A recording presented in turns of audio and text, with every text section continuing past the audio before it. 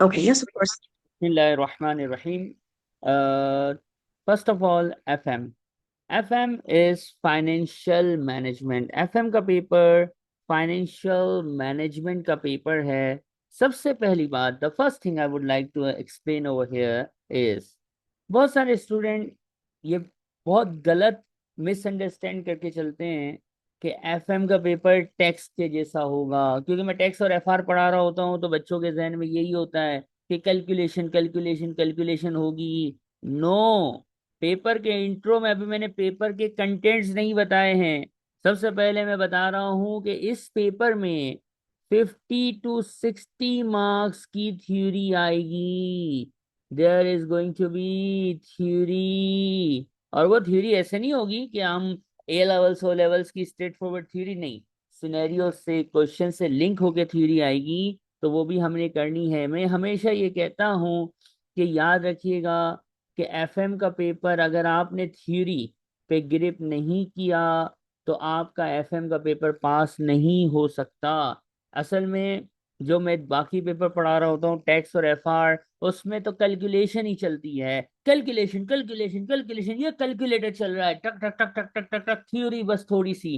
Tax का paper उठा लें, टैक्स में VAT value added tax is theoretical topic. अगर FR का उठाएं तो कॉन्सेप्चुअल फ्रेमवर्क और रेशियो एनालिसिस थ्योरी है बस। बाकी पूरा सिलेबस, पूरा कोर्स कैलकुलेशन ही कैलकुलेशन है। कैलकुलेशन की दुकान खुली हुई है, lot and lots of calculation are there. But FM में टोटली अपोजिट है। वेटेज की बात करें तो आजकल जो पेपर आ रहा है, अभी जो इन पिछले इस साल में जो पिछला साल गुजरा उसमें जो पेपर आया, एग्जामिनर ने थ्योरी पे ज्यादा फोकस किया है, कैलकुलेशन पे कम फोकस किया है। लेकिन बात वही है, ना हम थ्योरी छोड़ के पेपर में जा सकते हैं ना हम कैलकुलेशन छोड़ के जा सकते हैं। We have to cover 100% of syllabus, otherwise paper pass नहीं होगा। Got my point? आपका एडवांटेज, आपका एक प्लस पॉइंट ये है कि योर इंग्लिश इज माशाल्लाह ब्रिलियंट। आपकी इंग्लिश अच्छी है, आपकी नेटिव इंग्लिश है। क्यों? तो इसकी वजह से आपको थ्योरी में ज़्यादा प्रॉब्लम नहीं होगी। उन स्टूडेंट्स को थ्योरी में बहुत प्रॉब्लम होती है जिनको इंग्लिश नहीं आ Mm-hmm. रही होती और वो चीज़ें याद बेचारे करते हैं। तो जो स्टूडेंट ऐसे होते हैं जिनको इंग्लिश का मसला है तो उनको थ्योरी याद करनी पड़ती है, जस्ट अंडरस्टैंड करके वो लिख नहीं पाते, तो उनके लिए ये पेपर मुश्किल हो जाता है। लेकिन जिनको इंग्लिश सही है, जिनकी इंग्लिश ओके है, तो उनके लिए फिर ये थ्योरी इतनी मुश्किल नहीं है क्योंकि आपने केस से डिफाइन करना होता है। पेपर पैटर्न जो है वो वही है जो टेक्स्ट का आपने पढ़ा था हमसे। Section Mm-hmm. 3 होंगे, there are going to be 3 sections in the paper, section A, section B और there is gonna be section C. Got my point? Yeah. अब आप बेसिकली इंडिया से ही हैं, तो सेक्शन ए में होगा कौन बनेगा करोड़पति अमिताभ बच्चन के साथ।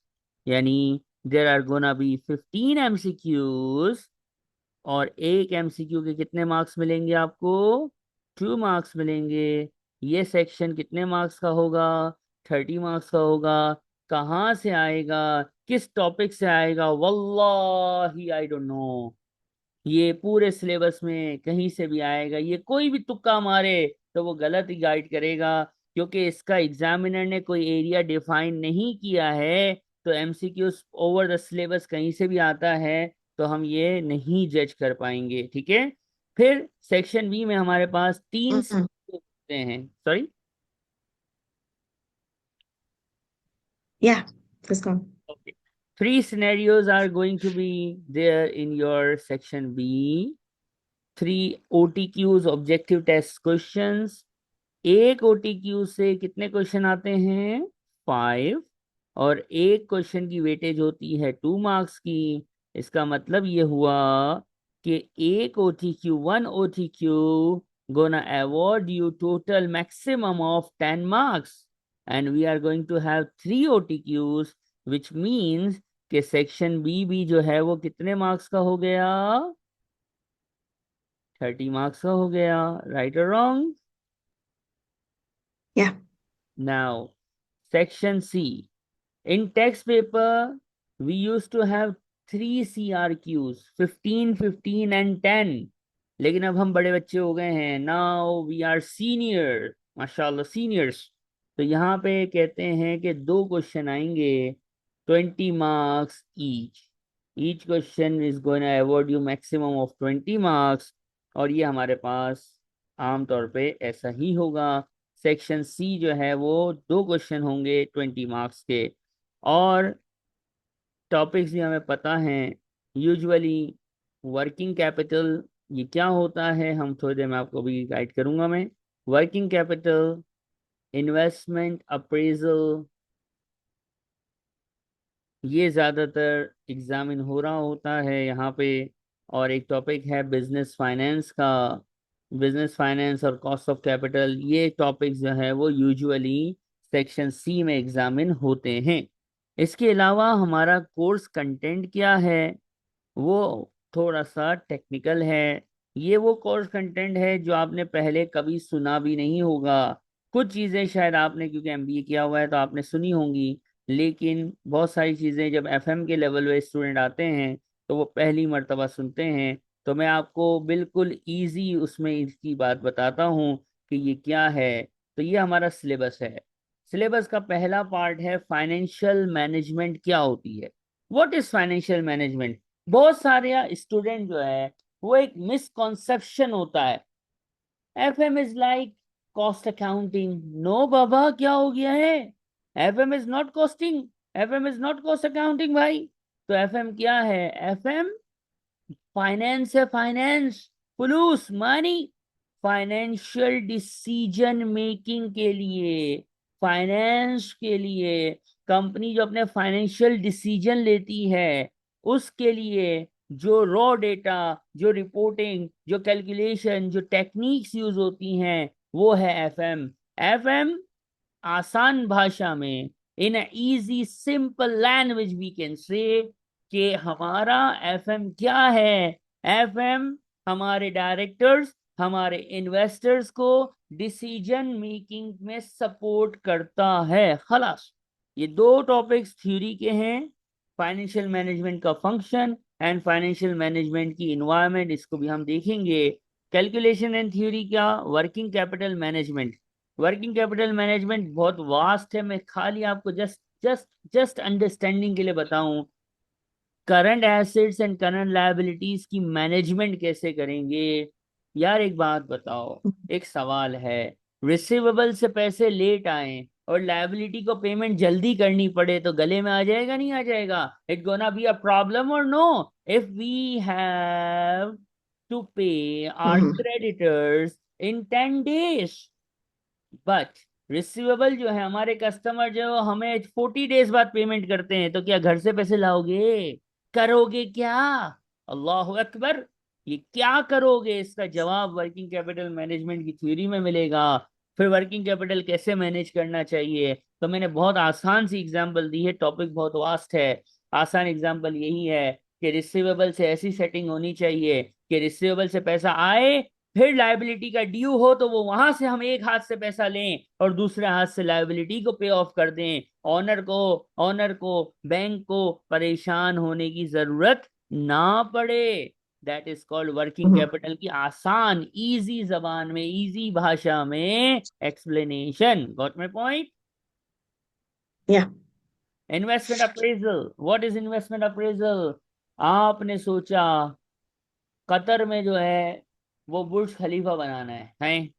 कतर में क्या बनाना है, बुर्ज खलीफा इन कतर, अच्छा भाई बना लो। कुवैत में जो है वो एफएल टावर बनाना है, अच्छा भाई बना लो। इन्वेस्टमेंट प्रोजेक्ट करना है, तो क्या प्रोजेक्ट फिजिबल भी है कि नहीं है। प्रोजेक्ट, देखो, प्रोजेक्ट की जब बातें करते हैं ना, बातें बातें जस्ट टॉक, उसमें बड़ा अच्छा लगता है, ओए होए जबरदस्त बेहतरीन, oh wow, just like a wow. बातों में तो सुबहान अल्लाह, लोग जो है वो मट्टी को भी सोना करके बेच देते हैं। लेकिन जब कैलकुलेशन होती है तो पता चलता है ये तो प्रोजेक्ट फीजेबल था ही कोई नहीं, पता नहीं कैसे कैसे बना दिया।